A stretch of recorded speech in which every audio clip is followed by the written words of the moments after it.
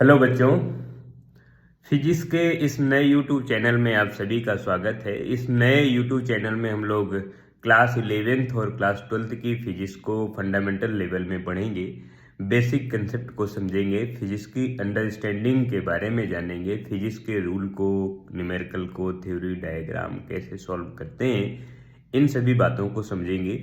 यह चैनल विशेषकर उन बच्चों के लिए है जो क्लास 11th और क्लास 12th में है या 12th पास आउट है, जो जेई और नीट की तैयारी कर रहे हैं या करना चाहते हैं। इसमें हम लोग पुरानी एनसीईआरटी बुक में जो सिलेबस है उस सिलेबस को हम डिटेल से सीक्वेंस में पढ़ेंगे। ये यूट्यूब चैनल इस यूट्यूब चैनल का फर्स्ट वीडियो है, पहला वीडियो है। और इस यूट्यूब चैनल में डेली 2 वीडियो क्लास 11th के और डेली 2 वीडियो क्लास 12th के आएंगे और इस तरह से रेगुलर सीक्वेंस में चलता रहेगा। ये क्लास 11th की जो क्लास होगी, जो फिजिक्स की क्लास होगी, वो इवनिंग में 4 बजे होगी और क्लास 12th की जो क्लास होगी वो इवनिंग में 6 बजे होगी और डेली इसी सीक्वेंस में चलता रहेगा। हम एनसीईआरटी बुक के सिलेबस को सीक्वेंस में चैप्टर वाइज और टॉपिक्स वाइज सीक्वेंस में कंप्लीट करेंगे जेई और नीट लेवल में। इस तरह से आज हम लोग इस पहले वीडियो लेक्चर में एक फिजिक्स के बारे में कुछ समझते हैं कि फिजिक्स की डिफिनेशन क्या है, फिजिक्स के रूल को हम कैसे समझते हैं, जानते हैं, जिसको हमें आगे कंटिन्यू पढ़ना है, जानना है, समझना है। फिजिक्स प्रकृति के नियमों का एक सीक्वेंस है, प्रकृति के नियमों का एक समूह है कि हम ये जानना चाहते हैं या जानते हैं कि प्रकृति में जो घटनाएं घटित हो रही हैं उनके घटित होने का कारण क्या है। कि तारे क्यों टिमटिमाते हैं, बारिश के बाद आसमान में इंद्रधनुष क्यों बनती है, बारिश के पहले बन सकती है, नहीं बारिश के बाद बनती है। किसी भी ऑब्जेक्ट को वर्टिकल डाउनवर्ड गिराते हैं तो डाउनवर्ड आता है, अपवर्ड नहीं जाता है। अपवर्ड अगर जाएगा तो कुछ टाइम के बाद उसकी वेलोसिटी किसी न किसी हाइट पर 0 हो जाएगी और फिर पार्टिकल डाउनवर्ड आ जाएगा। तो नेचर में जो इवेंट्स हो रही हैं, इन इवेंट्स को ढूंढना, जानना कि ये घटनाएं क्यों घटित हो रही हैं।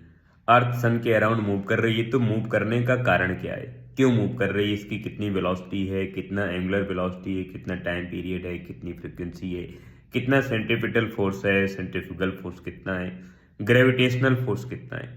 इन सभी पैरामीटर को समझ सकते हैं बट इनमें कोई चेंज नहीं ला सकते। माने प्रकृति के नियमों को समझ सकते हैं बट इनमें कोई चेंज नहीं ला सकते हैं। प्रकृति के नियमों को समझना, प्रकृति में होने वाली घटनाओं को समझना विज्ञान है, फिजिक्स है। कहते हैं कि भौतिक विज्ञानी यानी फिजिसिस्ट प्रकृति का अध्ययन इसलिए नहीं करता है, प्रकृति को इसलिए नहीं समझता है कि वो उपयोगी है, बल्कि वो इसलिए करता है कि वह उसमें आनंदित होता है और आनंद को महसूस करता है। क्योंकि प्रकृति सुंदर है इसलिए प्रकृति जानने लायक है।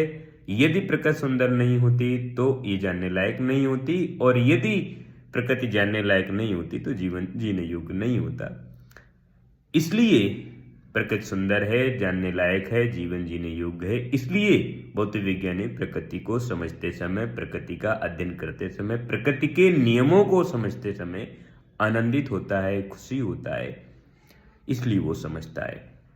तो हम लोग प्रकृति के नियमों को समझना या फिजिक्स के नियमों को समझना एक खेल के नियमों को समझने जैसा है। जैसे खेल के नियमों को समझने में कोई खिलाड़ी जल्दबाजी कर जाए तो संभवतः वो नियमों को नहीं समझ पाएगा।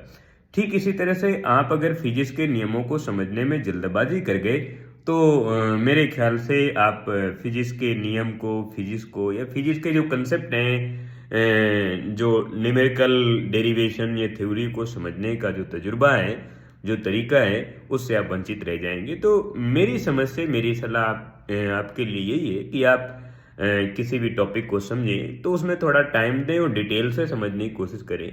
अगर आप किसी भी टॉपिक को, न्यूमेरिकल को, चाहे वो इलेक्ट्रोस्टैटिक्स हो या थर्मोडायनामिक्स हो या ऑप्टिक्स हो या वेव ऑप्टिक्स हो, रे ऑप्टिक्स हो या मैकेनिक्स हो, डायनामिक्स हो, काइनेमेटिक्स हो, या कोई दूसरा टॉपिक हो मॉडर्न फिजिक्स का, फोटो इलेक्ट्रिक इफेक्ट हो या न्यूक्लियर फिजिक्स हो, एटॉमिक फिजिक्स हो या कोई अदर टॉपिक हो, किसी भी टाइप का कोई भी टॉपिक हो, अगर आप समझने में जल्दबाजी कर जाए, लापरवाही कर गए तो आप उसे ठीक से नहीं समझ पाएंगे। आप उसे ठीक से समझें, एक पर्टिकुलर टाइम दें, ठीक से समझने की कोशिश करें और रिवीजन करें एक लयबद्ध तरीके से।